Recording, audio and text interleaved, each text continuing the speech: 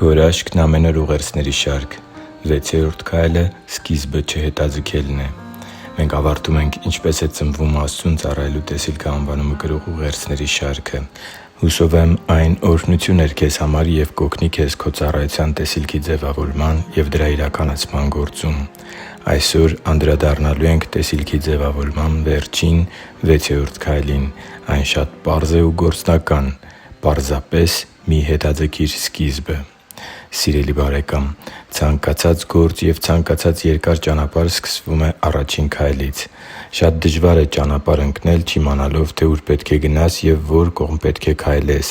Սակայն տեսիլքի ձևավորման բոլոր 5 քայլերն իրագործելուց հետո դու պետք է արդեն հստակ պատկերացում ունենաս, թե ինչ կարիք է Աստված քեզ ցույց տվել և որ ուղղությամբ պիտի ներդնես քո տաղանդները, ժամանակը, միջոցներն ու ջանքերը։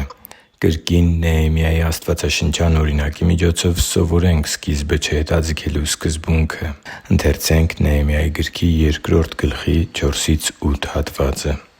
«Թագավորն ինձ ասաց. «Ի՞նչ է քո ուզածը»։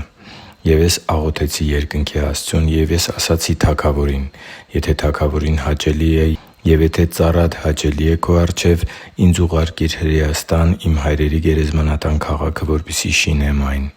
Եվ ինձ ասաց թագավորը. «Իսկ թագուհին նստել էր նրա կողքին. «Մինչև ե՞րբ կտևի քո գնալը և ե՞րբ կվերադառնաս»։ Եվ հաճելի եղավ թագավորին, որ ինձ ուղարկի, և ես նրան հայտնեցի ժամանակը։ Եվ ասացի թագավորին. «Եթե հաճելի է թագավորին, թող ինձ հետ գետի այն կողմի իշխաններին ուղղված նամակներ տրվեն, որպեսզի ինձ անցկացնեն, մինչև որ հասնեմ Հրեաստան։ Մի նամակ էլ թագավորական պարտեզի վերակացու Ասափին, որ ինձ փայտ տա Աստծու տան աշտարակի դռները և քաղաքի պարիսպների դռները ծածկելու համար և այն տան համար, ուր ես պիտի գնամ»։ Եվ թագավորը տվեց ինձ, որովհետև Աստծու բարի ձեռքը ինձ վրա էր» (Հռոմեացիս 10:1-5): Աստծու համար թանկ ու սիրելի՛ զավակ, ես փափագելով փափագում եմ, որ թե՛ իմ և թե՛ քո պարագայում ճշմարիտ լինի այս զորավոր արտահայտությունը՝ որովհետև Աստծու բարի ձեռքը ինձ վրա էր։ Ծառայության մեջ ամենակարևոր պայմանը Տեր Աստծու օրհնությունն է, Նրա բարեհաճությունը և տվյալ ծառայության հարցում Նրա շահագրգռվածությունը։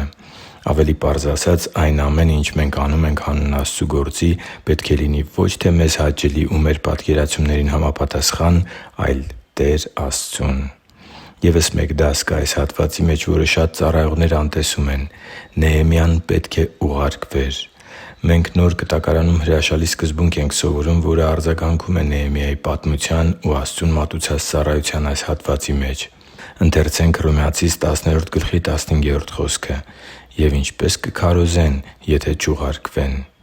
Երբ ունես ծառայության քո տեսիլքը, երբ ունես քեզ ուղարկողի օրհնությունը և Աստծու բարի ձեռքը քեզ վրա է, քեզ մնում է պարզապես սկսել շարժվել դեպի քո տեսիլքի իրագործումը։ Թագավորի թույլտվությունից հետո Նեհեմիան անմիջապես ճանապարհ ընկավ։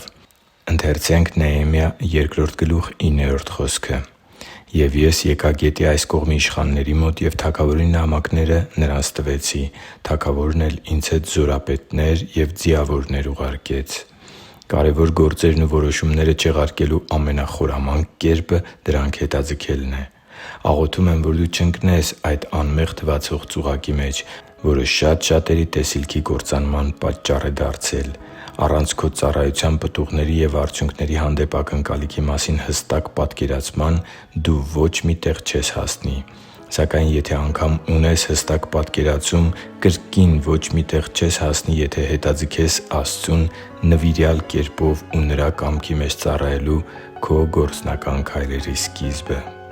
Հիշի՛ր, որ դու Աստծո հրաշքն ես, և Աստված սիրում է քեզ։ Շնորհակալ եմ, որ դու կա՛ս։